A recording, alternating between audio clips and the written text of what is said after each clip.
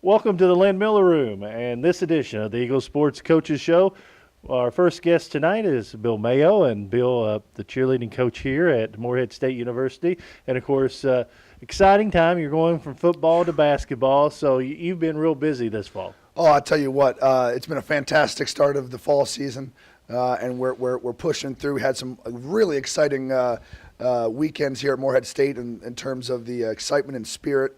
But the cheerleaders have been working hard, and I'm just happy to be a part of it. And of course, everyone's shooting for that mid-January date when you're going to Orlando most of the time. Yep. And tell us a little bit about how you're getting prepared slowly and surely to maybe bringing another national championship home. Well, first of all, there's no maybe. It's do or die. If you're not first, you're last here in Morehead State. But I'll tell you, it starts in July, to be honest with you. It starts the day after tryouts. We have our first team practice, and that's not we don't play games or we don't introduce each other. We start that day. We've been working on some of our elite stunts since April, May when tryouts were. But I've been conditioning their bodies and their brains every practice, stressing them out, putting them through situations. Because in cheerleading, we have 2 minutes and 30 seconds to win. You have football and your basketball, you have X amount of games a year. In those games, you have X amount of possessions to score, to win the game. We don't have possessions. We get one possession. And if we don't score a touchdown, we don't throw an alley-oop for a dunk, we lose, So I've been training their brains pretty hard, putting them through stressful situations. And we just started doing choreography about 2 weeks ago for the routine. Getting the big elite stunt, the pyramid, the tumbling, everything kind of down. We'll start finishing up the routine these next few weeks, and that's all about polishing and cleaning. People don't realize just how much work that your whole year almost is in for 2 minutes and 30 seconds. Yeah, I mean, it's when I step back and think about exactly what is on the line. I mean, it's almost not enough time to really show the work that these kids actually put in. I mean, the amount of hours with Sean in the weight room, the amount of hours with me in the practice room, the amount of hours they put in outside of practice and lifting themselves, plus the hours in the classroom to make grades to be eligible to cheer. 2 minutes and 30 seconds, it doesn't really encapsulate all they actually do.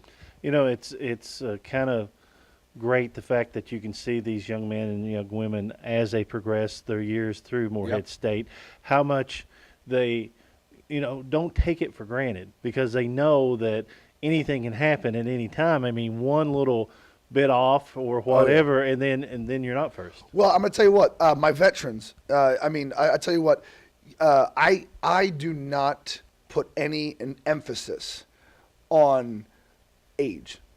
I really don't.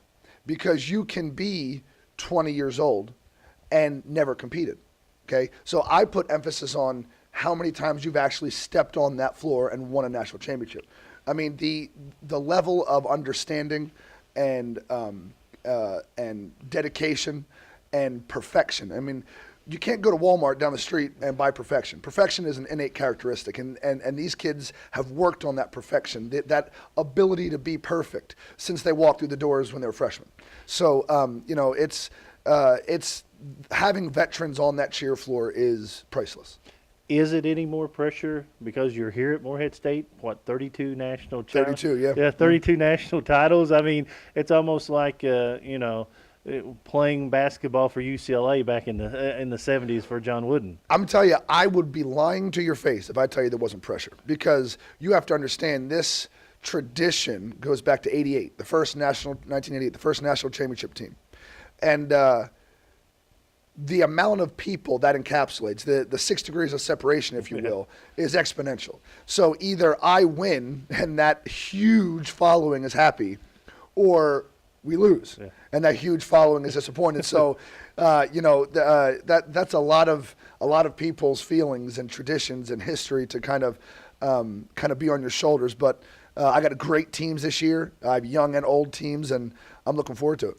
You mentioned the tradition. Myra Doan started the tradition. Great man. The room that you practice in is named after him. You know, you've got to know him during the years. Oh, that it's you've been here. fantastic. You know, it's kind of like if you think about what they went through in the early stages, Oh, it's yeah. remarkable. I mean, Myron Doan is an innovator. There's no other word to say it. He's a perfectionist. He's an innovator. He has allowed me to have a job like this. He has allowed cheerleading to progress. And, you know, the rest of the country, the rest of the world, cheerleading is a really big, small world. And he has influenced thousands upon thousands of young men and women.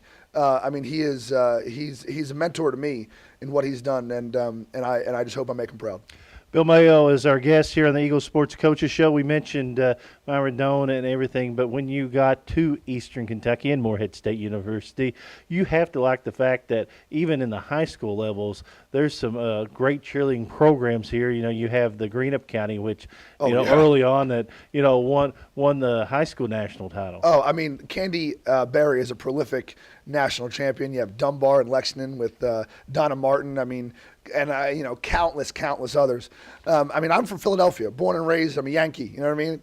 And I knew when I was in Philadelphia that if I wanted to be in the apex, the epicenter, the core of cheerleading, there's only one state, and that is Kentucky. And so I started over there in Louisville and meandered my way down 64 all the way to here, and I would not want to be anywhere else.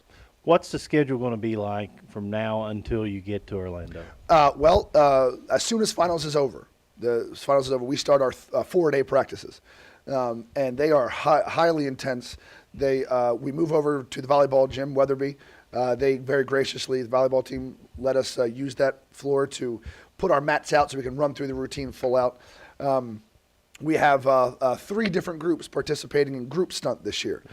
So we sent a video in, and we have 1 co-ed stunt group that qualified to compete, and 2 all-girl stunt groups that qualified to compete. And they're going to compete as individuals, their groups, against other groups. So it's not a team thing. Our 1 all-girl group placed first out of the whole country, out of like 28 teams, and the other one placed 4th, and our co-ed group out of 38 teams placed 4th.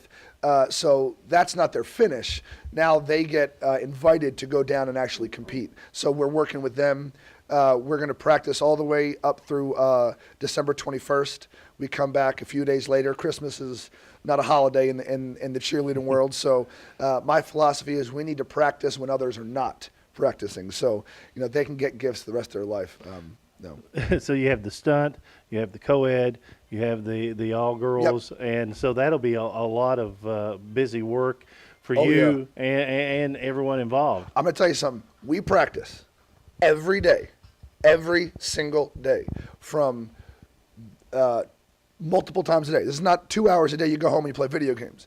We play multiple 2 to 3 times a day practice from the 14th of December all the way to January 16th when we leave. There is no downtime. New Year's Eve is not a holiday. New Year's Day is not a holiday. I give them a very few days off for Christmas, and they are practicing every single day, multiple times a day. It is the longest stretch of my life, but at the end, it's the most rewarding. Now, once you get to Orlando, let's explain to people. Sure. I heard you talk to Matt Shaver before we went on, just how crucial almost every movement is when you're being judged. Well, I'm going to tell you something. It's a mind game. Cheerleading is truly a mind game. And, we practice at various locations around the resort down there. And, we always kind of pull in a crowd and people are watching us. And perfection is key, because what people do is they watch us practice.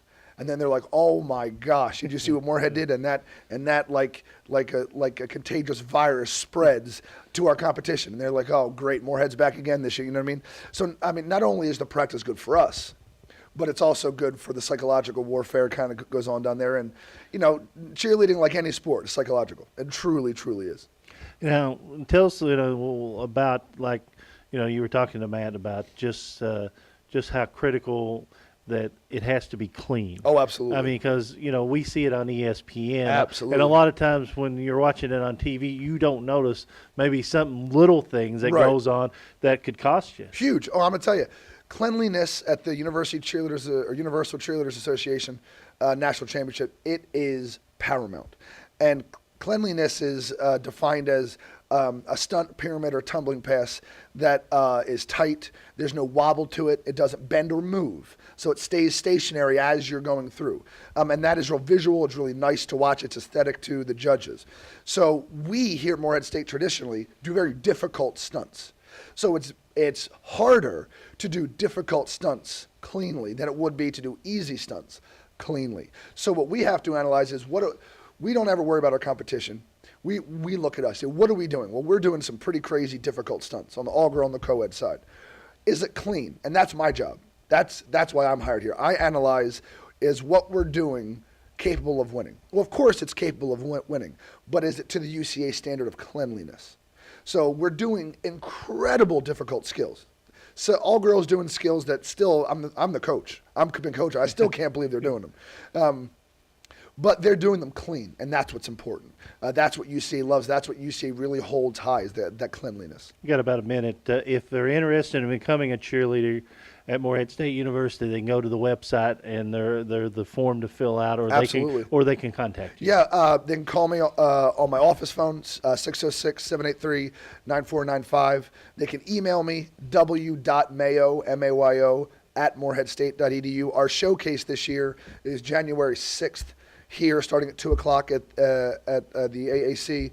That is, we have a bunch of high school and all-star teams coming in to perform their routine in front of a huge crowd. We perform our nationals routine. University of Kentucky will be here, Northern Kentucky, University of Western Kentucky. They're all going to come in and we will all perform our nationals routines. If any high school teams haven't signed up for the showcase yet, they can contact me via email or my office phone.